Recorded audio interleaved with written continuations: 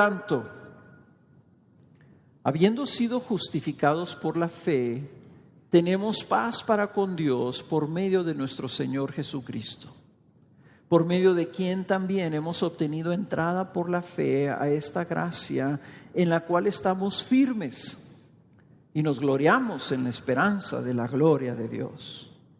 Y no solo esto, sino que también nos gloriamos en las tribulaciones, sabiendo que la tribulación produce paciencia, y la paciencia, carácter probado, y el carácter probado, esperanza. Y la esperanza no desilusiona, porque el amor de Dios ha sido derramado en nuestros corazones por medio del Espíritu Santo que nos fue dado. Porque mientras aún éramos débiles, a su tiempo Cristo murió por los impíos. Porque a duras penas habrá alguien que muera por un justo, aunque tal vez alguno se atreva a morir por el bueno. Pero Dios demuestra su amor para con nosotros en que, siendo aún pecadores, Cristo murió por nosotros. Entonces, mucho más, habiendo sido ahora justificados por su sangre, seremos salvos de la ira de Dios por medio de él. Porque si cuando éramos enemigos fuimos reconciliados con Dios por la muerte de su Hijo, mucho más, habiendo sido reconciliados, seremos salvos por su vida. Y no solo esto, sino que también nos gloriamos en Dios por medio de nuestro Señor Jesucristo, por quien ahora hemos recibido. Pueden tomar asiento. Es muy importante porque lo que yo veo, al menos en mi vida, o sea, estoy cumpliendo 40 años de que Cristo Jesús me salvó. 40 años en esta gran aventura que es ser seguidor de Cristo Jesús y amarlo y tratar de servirlo por durante todo este tiempo. Pero también ha sido 40 años en donde he luchado y he batallado y literalmente luchado en tratar de entender ¿qué diferencia debe hacer el Evangelio en mi vida? Y es probablemente lo más difícil que vas a tener tú que asimilar o tragar en tu vida, hacer pasar a tu vida, aplicar a tu vida. O sea, yo creo que no tenemos tanto problema en entender que Cristo Jesús dio su vida por nosotros en la cruz, sustituyéndonos, siendo nuestro representante ahí, y que su muerte pagó por la culpa de nuestros pecados. Y creo que lo recibimos y lo entendemos, ¿verdad? Lo creemos. El problema es que como que hacemos un divorcio entre esa verdad que sucedió en el pasado de nuestras vidas y luego ahora en el presente, cómo vivimos nuestras vidas. Como que decimos en el pasado, sí, Cristo hizo todo, yo no merecía, yo era pecador, yo estaba perdido, Cristo vino y por su soberana gracia me salvó. Y ahorita, ¿cómo estás viviendo? No, pues ahorita le estoy echando ganas. Y es una incongruencia. Y cada vez que tropezamos, cada vez que tenemos una dificultad, cada vez que enfrentamos una tribulación, cada vez que estamos en una prueba, cada vez que tenemos un conflicto, cada vez que nos damos cuenta de algún área de flaqueza en nuestras vidas, nuestra respuesta es: necesito esforzarme más. Y parecería que eso es lo más bueno. Parecería que la solución es: échale más ganas, lee más la Biblia, ora más, no faltes a la iglesia, no faltes a tu grupo de casa, ¿verdad? Y eso para nosotros, curiosamente, aunque es tremendamente opresivo, nos parece más fácil. Lo que es contra nuestra naturaleza humana es el Evangelio. Y el Evangelio no es intuitivo, no es algo que tú deducirías de manera lógica y llegarías a la aplicación del Evangelio simplemente por decir, no, pues si lo lógico es esto. No, sino que es algo que es revelado, que si no se nos revela nunca nos lo imaginaríamos y lo tenemos que creer. Y lo que creo yo que en esta sección el apóstol Pablo está haciendo, está concluyendo la presentación de lo que empezó, o es el tema del libro. El tema del libro es cómo puede una persona ser justo delante de Dios. Y el argumento de Pablo desde principio hasta final es describiendo esta justicia. Y nos dice, ¿verdad?, que empieza el libro en el capítulo 1 y nos empieza mostrando cómo, ¿verdad?, el hombre natural es un hombre caído y está en rebelión contra Dios y prefiere adorar la creación, prefiere vivir su vida adorando cosas que son creadas, que reconocer a Dios, agradarlo, agradecérselo, honrarlo como Dios. En el capítulo 2 vimos que Pablo hace una exposición donde dice la ley que Dios ha dado demanda ser obedecida y el que no lo obedezca está condenado y está bajo la ira de Dios, como dice el 1:18, todo el hombre está bajo la ira de Dios, condenado. Y en el 2 introduce la ley porque los judíos creían que ellos eran justos porque obedecían la ley. Pablo dice, ustedes también están perdidos. Y en el capítulo 3 dice, es más, no hay ni uno solo justo. No hay nadie que por su propio esfuerzo pueda ser justo. Y aquí nuestro problema es, para empezar, es en nuestro lenguaje. Porque no tenemos una palabra para describir esto que Pablo está llamando, o se traduce justicia. Porque para nosotros decir justo es cuando tus hijos adolescentes dices, hijo, o hija, tienes que ir a arreglar tu cuarto antes de que vayas a salir con tus amigas, porque si no arreglas tu cuarto no puedes salir con tus amigas, y te dice tu hija, eso no es justo. Okay. No estamos hablando de eso. Estamos hablando de que Dios tiene un estándar o tiene una definición de qué es lo justo, lo correcto, la rectitud, lo que Él llama bueno. La justicia es la justicia de Dios. Cuando Dios dice, esto es bueno y este está mal. Este está bien y este está mal. Este es justo delante de mis ojos y este está condenado delante de mis ojos. Cuando hablamos de justicia de Dios, estamos hablando de eso, estamos hablando de lo que Dios decreta y declara. Esto es lo bueno. Y la única manera que tenemos nosotros para medir qué es lo que Dios determina que es bueno es la ley. ¿Okay? Ahí Dios nos da la ley y vamos a ver más adelante que la ley no sirve para salvar a nadie. Que no se nos fue dada la ley para salvarnos. Nos fue dada la ley para que nos diéramos cuenta qué es lo que Dios espera y demanda y que nos diéramos cuenta que nosotros no podemos cumplirla. Que en nosotros como seres humanos caídos no está la justicia. Entonces ahí en ese capítulo 3 hay una transición de Pablo donde dice, no hay ni uno justo, todos han pecado y están destituidos de la gloria de Dios, no alcanzan la gloria, no alcanzan la justicia, no alcanzan ser justificados.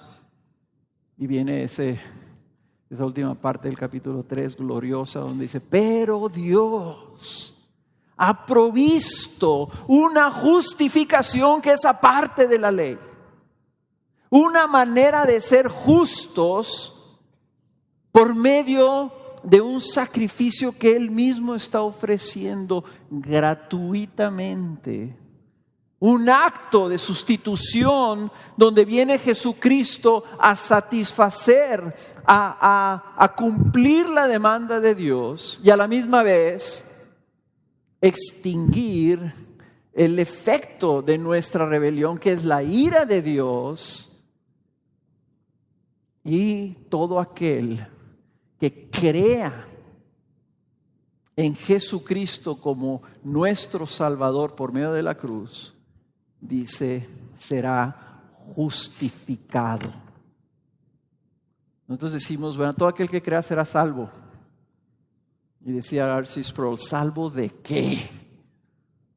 Salvo de la ira de Dios, que acabamos de leer ahorita también en este pasaje. Entonces todo viene por esta justificación, la justificación por medio de la sangre de Jesucristo en el Calvario. El sacrificio de Jesús provee la oportunidad de que un pecador reciba la justificación. Y nosotros lo recibimos como un acto de gracia de parte de Dios por medio de la fe. Entonces la clave está en esto de la fe. ¿Qué es la fe? Pablo en el capítulo 4, al poner el ejemplo de que Dios siempre ha justificado por medio de la fe, y pone el ejemplo de Abraham. Yo quiero que ahí donde están en el 5 se regresen allí al capítulo 4, en el versículo 23.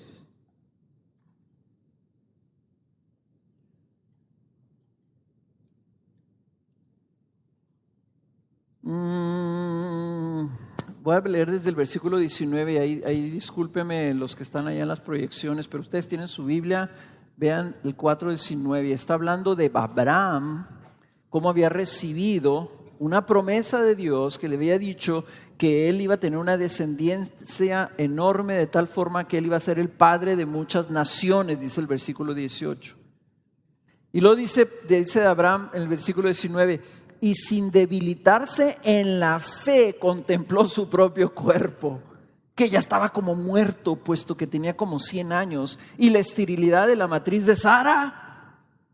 Sin embargo, respecto a la promesa de Dios, Abraham no titubeó con incredulidad, sino que se fortaleció en la fe, dando gloria a Dios. Y estando plenamente convencido de que lo que Dios había prometido, que él iba a ser el padre de muchas naciones, poderoso era también para cumplirlo. ¿De qué estaba convencido Abraham? De que Dios iba a hacer lo que había prometido. Abraham vio su cuerpo, dijo, tengo 100 años, mi esposa estéril. ¿De dónde va Dios a hacerme a mí padre de muchas naciones? Viéndose él se vio incapaz, imposible. No podía Abraham hacer esto, pero dice, se fortaleció en la fe en Dios y no cayó en incredulidad, sino que dijo, poderoso es Dios para cumplirlo. Por lo tanto, por lo cual también su fe le fue contada por justicia. Y eso sucedió, dice Pablo en el versículo 23, para que también por nosotros fuera hecho eso. Dice, pues no solo por fe, por él fue escrito que le fue contada, sino también por nosotros, a quienes será contada como los que creen en aquel que levantó de los muertos a Jesús nuestro Señor, el cual fue entregado por causa de nuestras transgresiones y resucitado para nuestra justificación. O sea, este es el argumento de Pablo. Tiene que ser por fe. ¿Y qué es la fe? Pues la fe empieza en el darnos cuenta y reconocer que nada podemos hacer nosotros para obtener la promesa de la vida. Nada podíamos hacer para ser justificados y nada podemos hacer ahorita. Y nada vamos a poder hacer en el futuro. En otras palabras, nosotros no podemos meternos al cielo.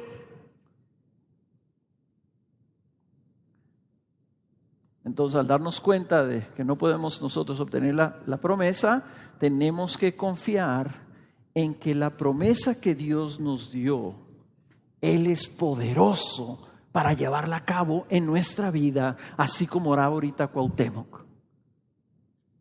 Que Él va a terminar la obra que empezó con nosotros.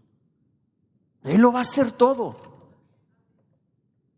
Es vernos como se vio Abraham, incapaz, débil, anciano, estéril. Y sabiendo que en Él no podía llevar a cabo la promesa. No podía alcanzar en la promesa con su esfuerzo. Pero confió. Así nosotros nos vemos pecadores, inmerecedores, incapaces, perdidos, esclavizados al pecado, sabiendo que no teníamos esperanza. Como esa palabra que cuando yo comparé, habiendo conocido a Cristo y veía mi vida anterior, la palabra que se vino a mi mente era la palabra miserable. Mi vida era miserable. O sea, yo no encontraba yo una solución para mi vida. Pero Cristo me rescató de ese estado. Y si tú estás aquí y no conoces a Cristo Jesús, si tú todavía describirías tu vida como miserable, como Abraham vio su cuerpo y dijo, ¿de dónde voy a sacar yo? ¿Cómo le voy a hacer para terminar? Para alcanzar la promesa. Yo te quiero animar, Cristo Jesús, en un destello de su gloria, puede cambiar tu vida de la noche a la mañana, de las tinieblas a la luz, de la perdición a la vida eterna en un instante.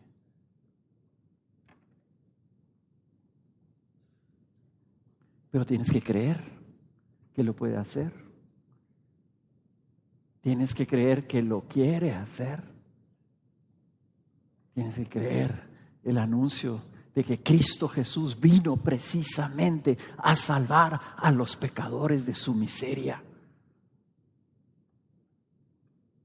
Empieza la fe diciendo, yo en mí no puedo, pero Cristo sí puede. Y cuando crees, es tan increíble el Señor que lo que requiere es una fe como un grano de mostaza. Nunca olvidaré el día que el Señor me salvó el 19 de marzo, como a las 3 de la mañana, en mi cuarto solo. Y esta es la fe que me concedió. Nunca había leído la Biblia, no iba a la iglesia, era un agnóstico, era un arrogante, altivo, miserable. Teniéndolo todo, vivía en una amargura y en una depresión.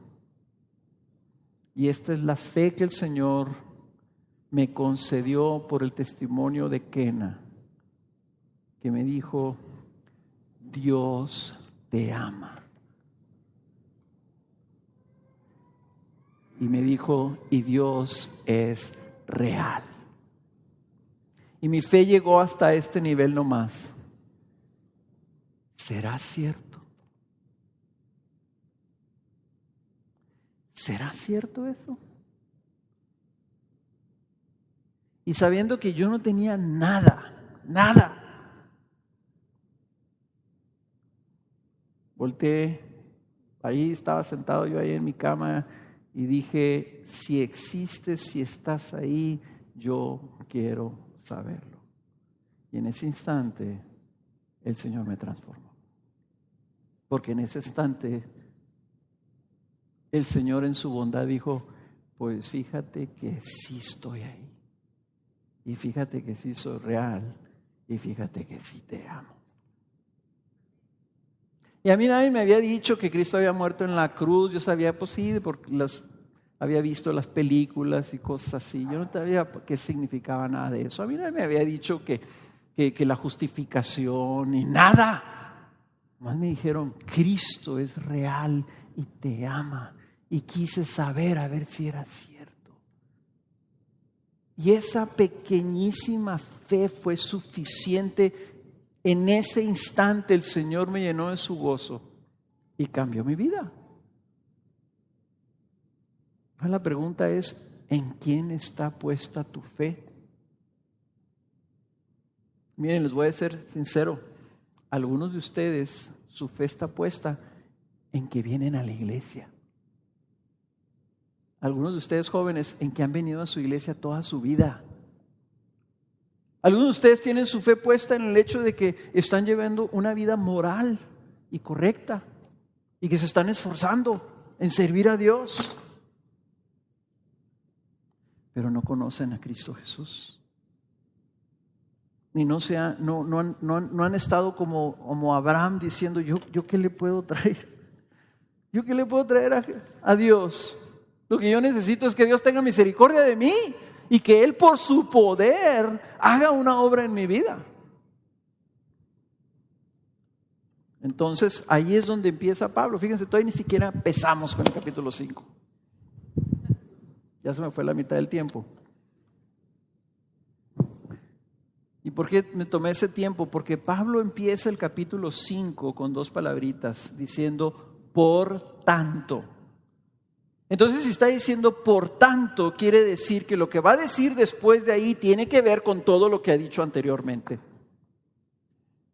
Pues anteriormente hizo una exposición o hizo una declaración o una afirmación y ahora está diciendo lo que sucede o la consecuencia de que hayamos creído en aquel que puede levantar a Jesús de entre los muertos, que fue entregado por causa de nuestras transgresiones. Transgresión significa nuestras ofensas, nuestras no obediencias a la ley de Dios, nuestro pecado, y resucitado, dice, para nuestra justificación. Por tanto, habiendo sido justificados por la fe, tenemos paz para con Dios por medio de nuestro Señor Jesucristo.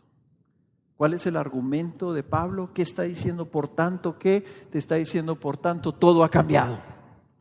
Todo cambia. Tenemos una nueva realidad. ¿Y qué es el primer cambio? El primer cambio es que ahora tenemos paz con Dios. En el capítulo 1, versículo 18, dice que nosotros estábamos... Dice el 1:18, porque la ira de Dios se revela desde el cielo contra toda impiedad e injusticia de los hombres. Estamos bajo ira y dice Pablo, por tanto el que ha creído en Cristo Jesús ahora tiene paz con Dios. Ya no está bajo la ira, ya no está bajo el juicio esperando el castigo de Dios. Ya no está condenado a esa muerte cósmica eterna por su culpabilidad. Ya no estamos por naturaleza siendo enemigos de Dios. Ahora estamos bajo su paz. Ahora, este es un argumento difícil porque el mundo, el hombre pecador, no le gusta que le digan que está bajo la ira de Dios. Pero si tú no estás en Cristo Jesús, estás bajo la ira de Dios, bajo el juicio de Dios, estás en enemistad con Dios. Dice que hemos obtenido paz y ese es el cambio que sucede. ¿Qué significa esa palabra paz? Tan sencillo como eso. Significa todo lo contrario a guerra, todo lo contrario a conflicto, todo lo contrario a enemistad. Esto es un nuevo estado, es una nueva condición en donde Dios ahora te ve con favor, con agrado. El otro día leí el testimonio de una mujer que acaba de morir en Inglaterra, estaba en la cárcel, era la novia de un asesino en serie. Y uno de los casos, este hombre mató a 5 niños y uno de los niños que había matado lo había secuestrado. Y compañía de su novia lo torturaron, lo violaron, grabaron las exclamaciones de que el niño le pedía misericordia y piedad a su torturador y estaba grabado. Esto fue como en los 60 por allá en Inglaterra. 60 más o menos. Total que a esta mujer la condenaron a cadena perpetua. Sucedió unos meses después de que las cortes de Inglaterra abolieron la pena de muerte.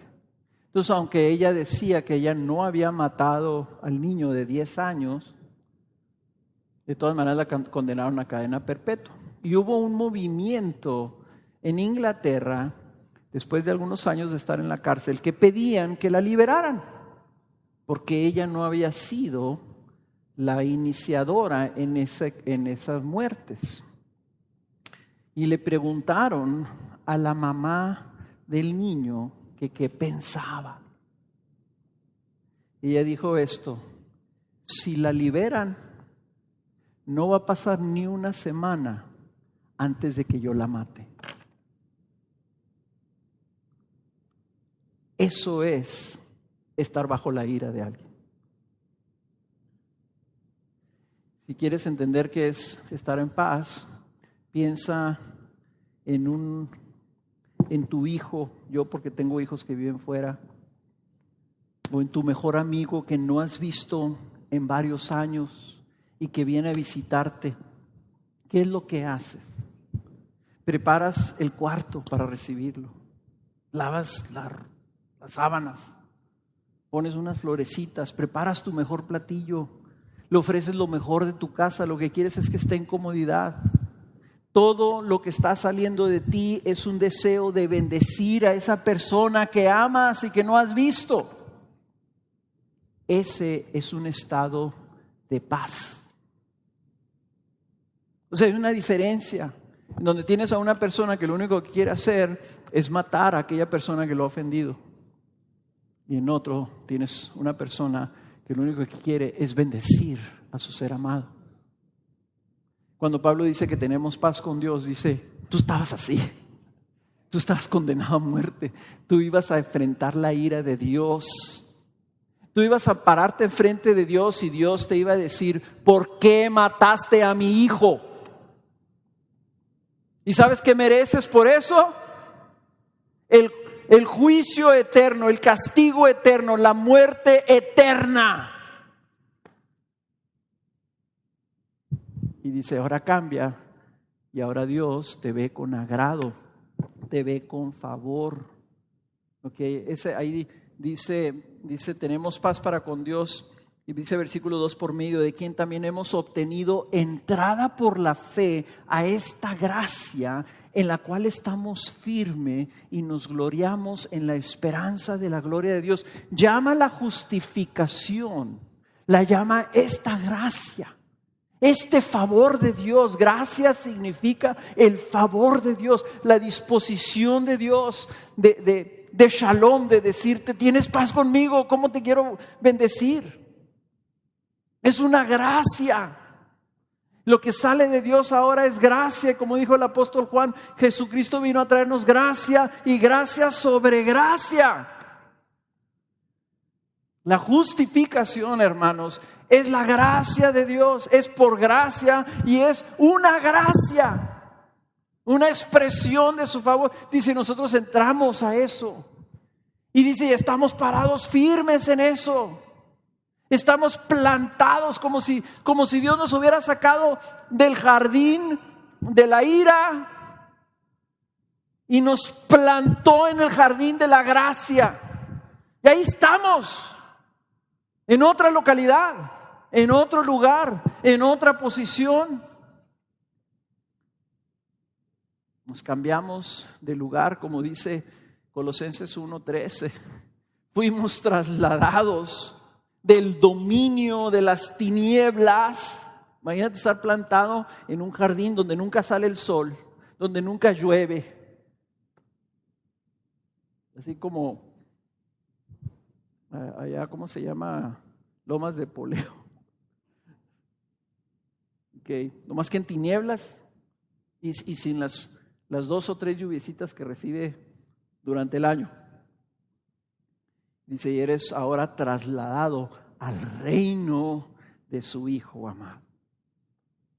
Fuimos llevados, metidos a otro lugar. Entonces el segundo cambio que sucede Dice, quien hemos obtenido entrada por la gracia del cual estamos firmes, y nos gloriamos en la esperanza de la gloria de Dios. Entonces el segundo cambio que sucede, que quiere Pablo que entendamos, en el por tanto, ¿qué pasó con esta justificación por fe? Pues entonces lo que sucede es que antes no teníamos esperanza, como dice Efesios capítulo 2, versículo 12, estábamos sin Dios y sin esperanza. Tú le preguntas a una persona que está condenada a la muerte, ¿cuál es tu esperanza?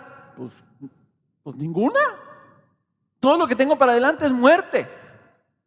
Es lo que sigue en mi vida, es que me van a ejecutar.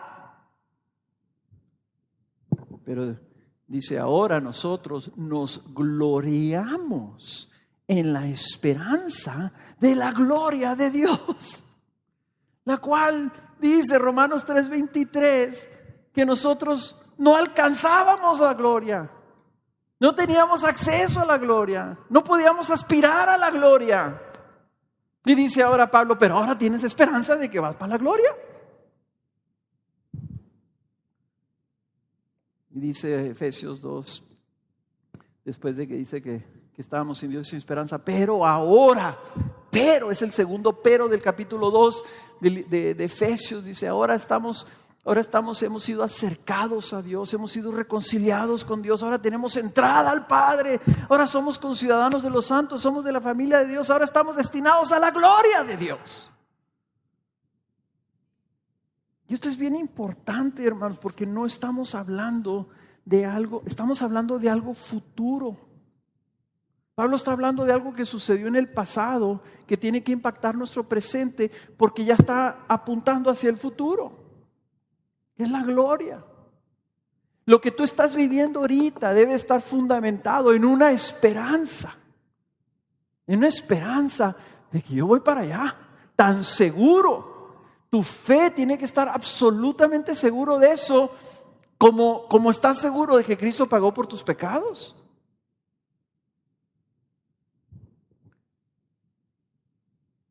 Imagínate dos filas de gente, ahorita que les decía, los están condenados a muerte. Imagínate dos filas de gente.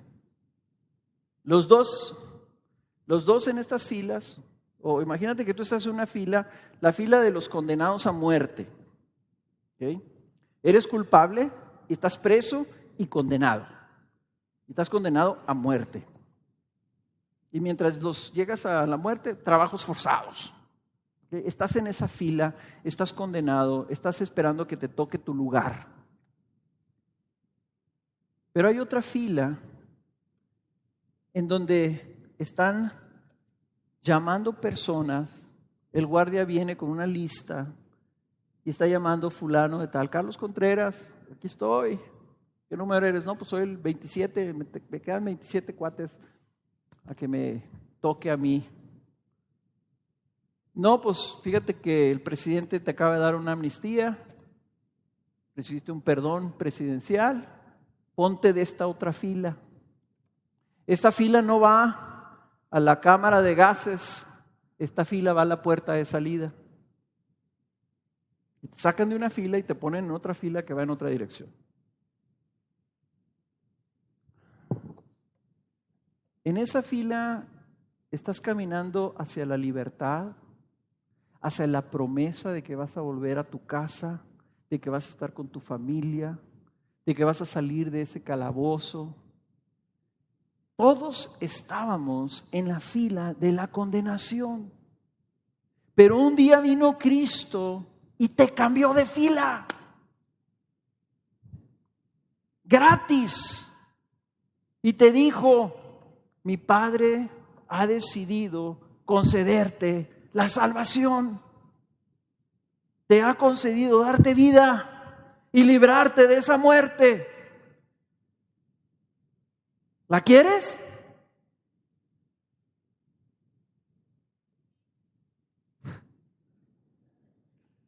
Si una persona dice, sí, ¿cómo le hago? No, nomás, recíbela. Y te pasan a la otra fila. El problema es que cuando ya estás en esa fila, estás tú confundido sobre por qué estás ahí? Y oyes todo tipo de voces y los que están formados ahí también te empiezan a decir, no, oye, no, pero ¿tú crees que realmente nos van a dejar entrar? ¿Nos van a dejar salir? Perdón. ¿Tú crees que realmente vamos a llegar allá? De seguro llegando a la puerta nos van a salir con que, ay, espérate, hubo un error. No, peínate, fájate bien la camisa, arréglate bien, camina derechito. Vas así, no vaya a ser que en el camino te saquen de la fila, le caigas gordo al guardia que está ahí. Y no se nos olvida que fue por gracia y por iniciativa de Dios que Él te sacó y te puso aquí, te trasladó en otra posición. Entonces, dice Pablo, nosotros nos gloriamos. ¿Qué significa gloriarse? Voy a tomarme el tiempo de estar no asumiendo estas palabras bíblicas, ¿verdad? Que no usamos, ¿verdad? Pero mira, te voy a explicar muy fácil lo que es gloriarte.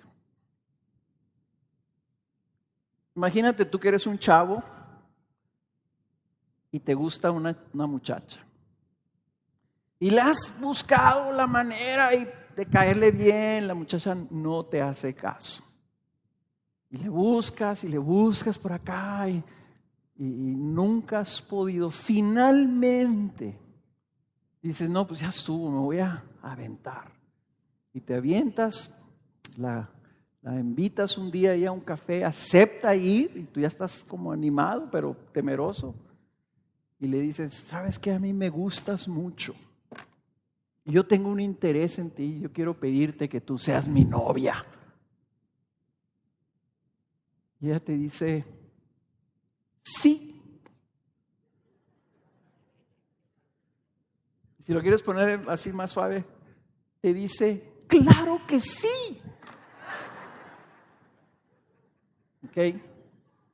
¿Cómo sales tú de ese café? Sales brincando.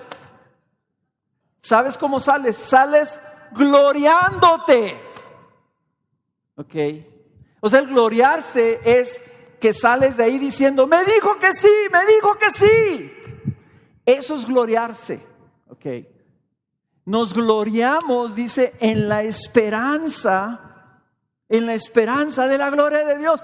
Ya no estamos en la fila de la muerte. Y nos gloriamos en eso. Celebramos eso, lo publicamos, lo anunciamos, lo declaramos. Cristo ha tenido misericordia de mí. Y la esperanza es, qué curioso, no es hacia atrás. No es tanto que nos gloriamos, Cristo murió por mis pecados. No, dice, nos gloriamos, voy para la gloria. Voy para la gloria. Estoy destinado para la gloria de Dios. Y es tan claro esto porque dice, nos gloriamos. Perdón, que quiero aplastarle aquí al micrófono para toser y lo traigo escondido. Dice, nos gloriamos no solo en eso, sino que también nos gloriamos en las tribulaciones, sabiendo que la tribulación produce paciencia y la paciencia carácter probado y el carácter probado esperanza. Y si la esperanza no desilusiona, porque el amor de Dios ha sido derramado en nuestros corazones por medio del Espíritu Santo que nos fue dado. Dice Pablo, bueno, tanto nos gloriamos con la esperanza que hasta las pruebas, las dificultades, los tropiezos, las tribulaciones de mi vida, me glorío en ellas porque sé que son preparación. Me están preparando para lo que va a venir. Estoy creciendo en carácter, está trabajando el Señor, está como ahora que se va a casar mi hijo. Fuimos y nos tomaron medidas para hacer el traje. Y me estaban tomando medidas, estaba diciendo, te voy a preparar el traje. Y Andrés, este va a ser tu traje y te lo estamos midiendo y te lo estamos preparando y te lo vas a poner el día de tu boda. Pues el traje que nos preparamos, ¿verdad?, para tener es el carácter de Cristo que el Señor está formando en nosotros mientras llegamos a nuestro destino de gloria. ¿Qué es el carácter? El carácter es lo que tú eres internamente, ¿ok? Que no le hagas caso a un joven que está ahí en el estacionamiento que te dice, por favor, te puedes estacionar allá, y que tú le digas, Nel, no quiero, yo hago lo que se me pega a mi regalada gana. Eso es falta de carácter, ¿ok?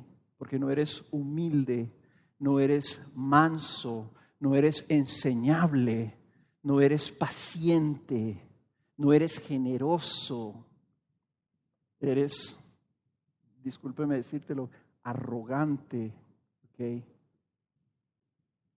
Y desobediente. El carácter que está formado, Pablo dice, nos gloriamos porque sabemos que lo que está haciendo el Señor es prepararnos. Y más adelante vemos el capítulo 8 que nos quiere preparar y nos quiere presentar, dice, conforme a la imagen de su Hijo Jesús. Y en más adelante también, ya cuando se habla de santificación, de lo que es en sí, donde tienes que crecer en qué carácter, te dice que te tienes que revestir de Cristo y principalmente revestirte de amor.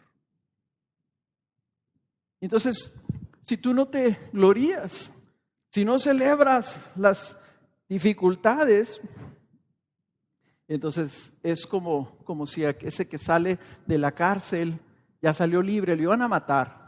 Lo iban a ejecutar, sale de su cárcel, llega a su casa y está con su casa, celebra, le hacen una gran fiesta y al siguiente día hay que lavar los trastes. Y luego le dice la esposa, qué bueno que llegaste porque fíjate que yo nunca he podido echar a andar la máquina de cortar el césped y pues está una selva allá afuera. Hazme el favor, ¿no?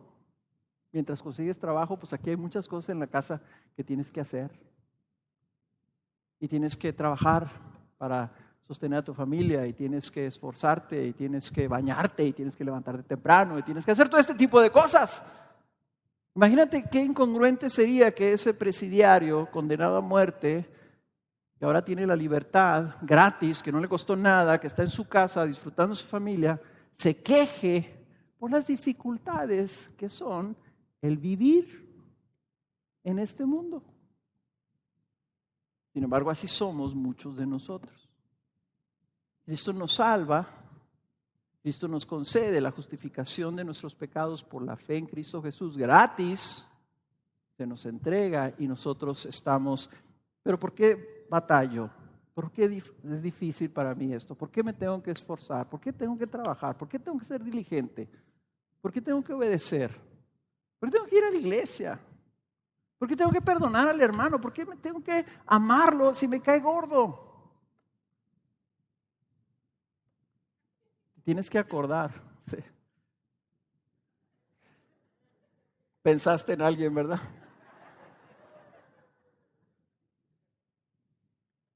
Te tienes que acordar en qué fila estabas. Y ahora la gracia que tienes, ahora que tienes el favor de Dios. Entonces lo que está haciendo el apóstol nos está diciendo cuál es la postura, cuál es el estatus en el que ahora estamos viviendo. Y la clave de esto, voy a llegar a la mitad del mensaje, pero no le hace. ¿Ok? No le hace. O sea, es importante que entendamos esto, ¿no? Y este versículo principalmente. Dice, la esperanza no desilusiona. O sea, no nos vamos a desanimar ni nos vamos a avergonzar. Nuestra esperanza es una esperanza segura y fiel y firme por esta razón, porque el amor de Dios ha sido derramado en nuestros corazones por medio del Espíritu Santo que nos fue dado. Es una cosa que el apóstol expande en el capítulo 8. La diferencia no solamente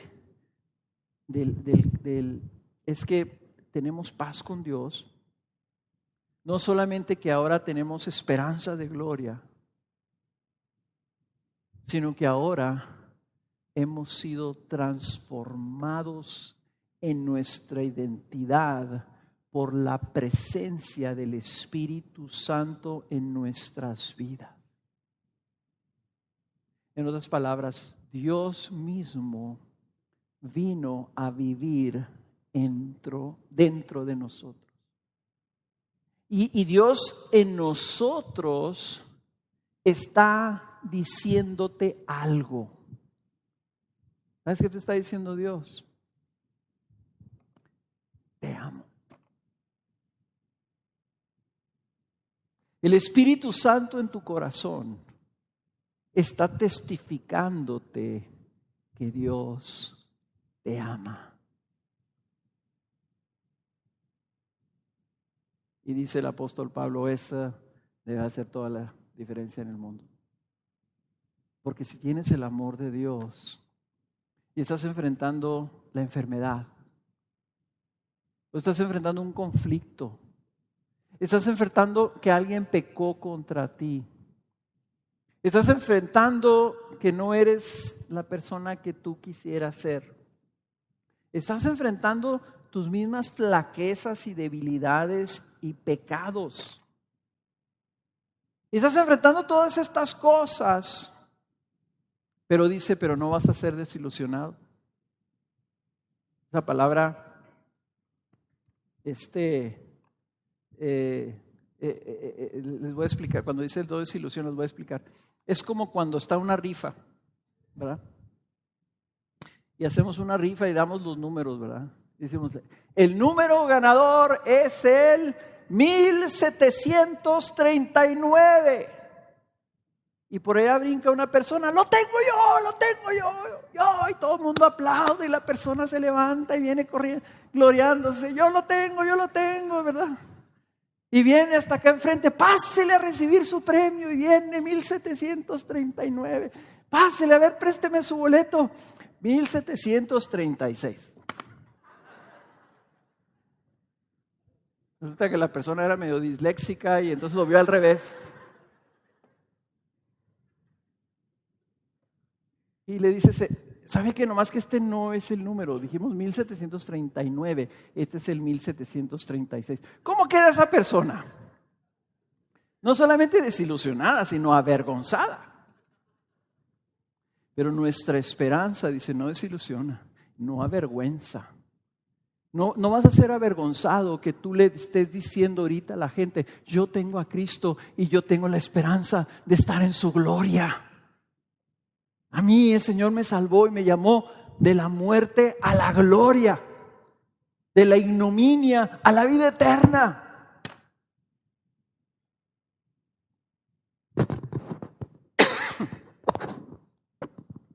¿Ok?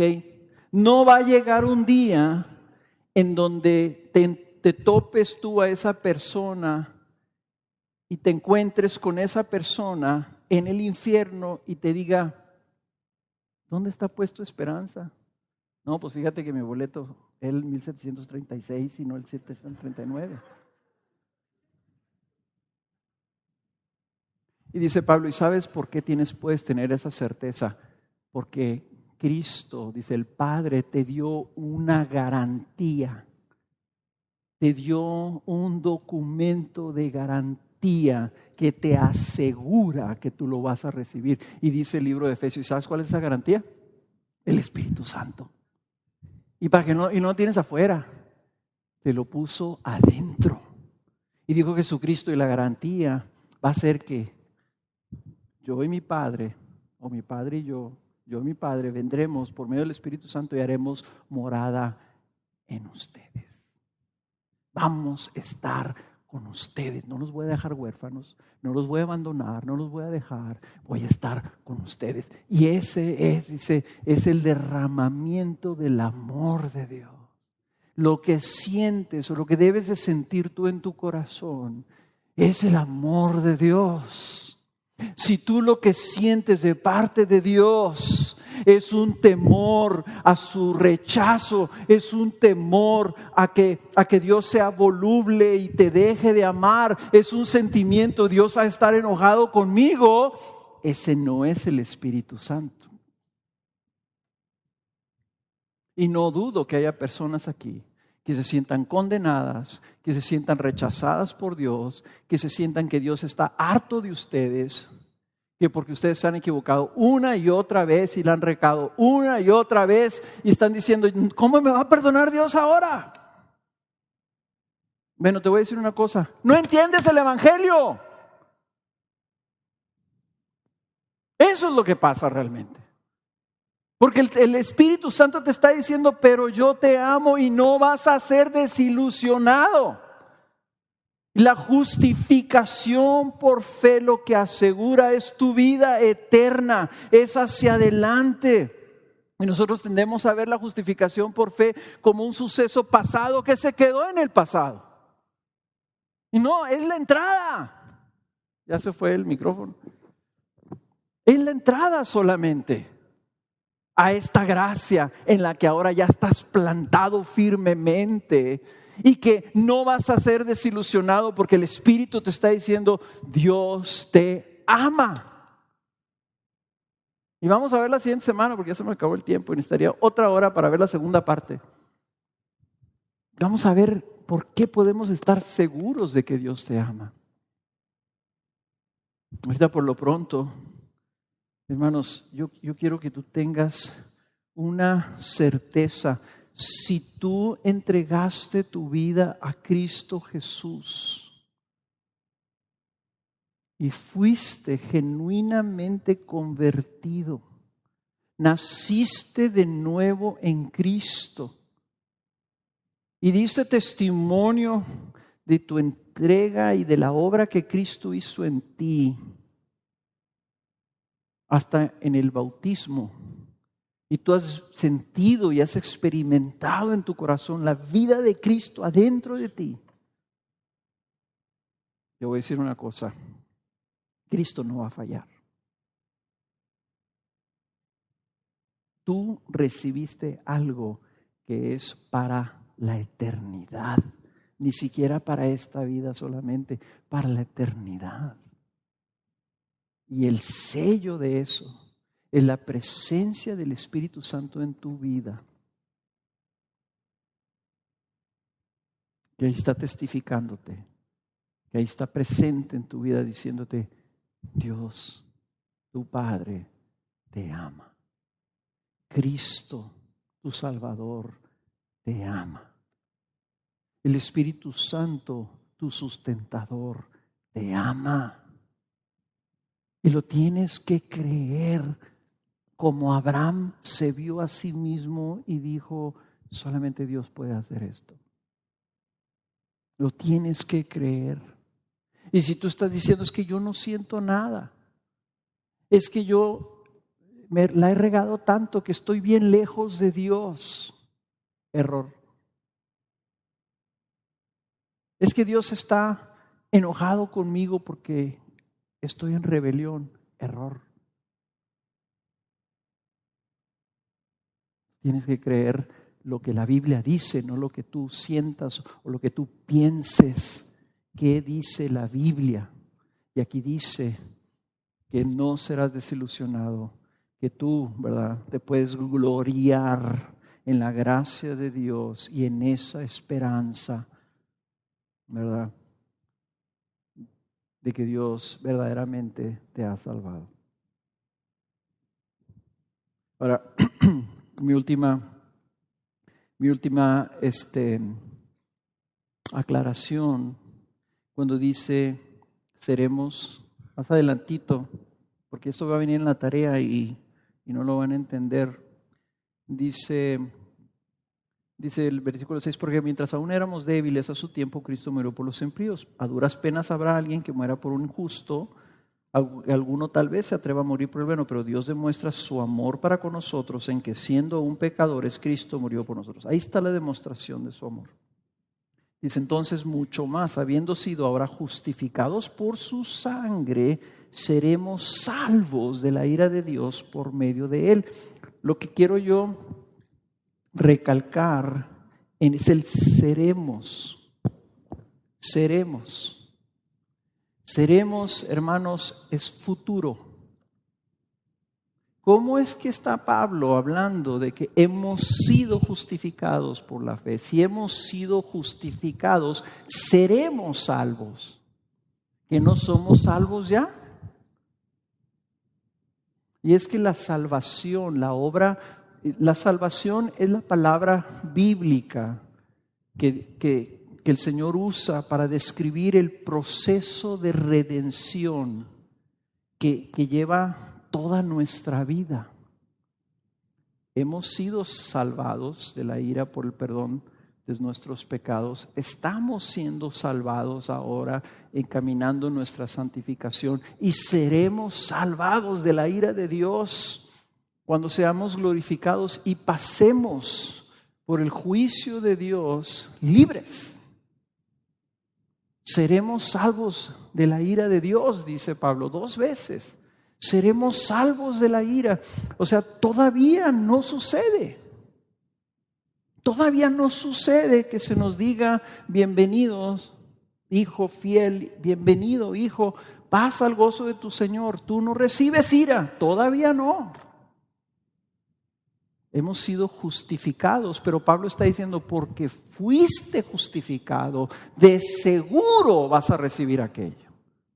¿Y por qué es importante esto? Porque cuando enfrentamos nuestra vida y sentimos que nos hemos descalificado, tienes tú que recordar: espérate, si Dios prometió que a pesar de que yo sea chafa, débil, con todas estas flaquezas, con todos estos errores, Él va a conseguir que yo sea libre de la ira de Dios. Él lo va a lograr. Y yo lo que tengo que hacer es creer y depender en eso y confiar en eso. Yo sé que tienen muchas preguntas. Pero, guárdense sus peros. El único pero que importa aquí es pero Dios. Pero Dios hizo esto y pero Dios dice esto. Por eso les dije, vamos a tener que esforzarnos en meditar. Y aquí está la tarea. En la aplicación de la tarea les pedí yo: piensa cómo te sientes tú ahorita. ¿Cómo te sientes cada día que te despiertas, te levantas? ¿Te sientes culpable? ¿Te sientes condenado? ¿Te sientes rechazado? ¿Te sientes que Dios te está dando la espalda? ¿Te sientes que tienes que contentar a Dios? ¿O te levantas diciendo: Señor, te doy gracias porque has tenido misericordia de alguien como yo y me amas? Y me amaste. Cuando yo era tu enemigo, me amaste. Ahora soy tu hijo y tengo tu Espíritu Santo. Y Señor, yo sé que has de ver mis debilidades, y mis fallas, y mis pecados, y mis errores, mis quejas. Pero confío que tú me vas a llevar hasta el final y vas a terminar la obra que empezaste en mí. Ese, hermanos, es el proceso que tenemos que vivir, si tú eres como yo, todos los días. Pero ¿qué hago con él? ¿Qué hago con mi pecado y mis fallas y mis errores? Eso viene en el capítulo 5, 6 y 7 y 8. Pero si no entiendes, si no agarras esto, lo otro lo vas a agarrar mal. Primero tienes que, esto asiente: Cristo me ama. Punto. Y si tú no tienes a Cristo Jesús, déjame darte una buena noticia: Cristo te ama a ti también. Y si tú vienes a Él, si tú te entregas a Él, si tú clamas a Él, si, dice la Escritura en el versículo más famoso de toda la Biblia, de tal manera amó Dios al mundo que dio a su Hijo. Si tú le dices a Dios, le dices, yo también quiero al Hijo, yo también quiero esa promesa. La buena noticia es que también el libro de Romanos dice que todo aquel que clame a Él será salvo también. Así que hazlo. Tú me vas a decir, ¿y qué tengo que hacer? No te voy a decir. Créelo y clama a Él. Atrévete a decirle, si es verdad esto, yo también quiero saberlo. Y yo también quiero vivirlo. Y yo también quiero esa bendición.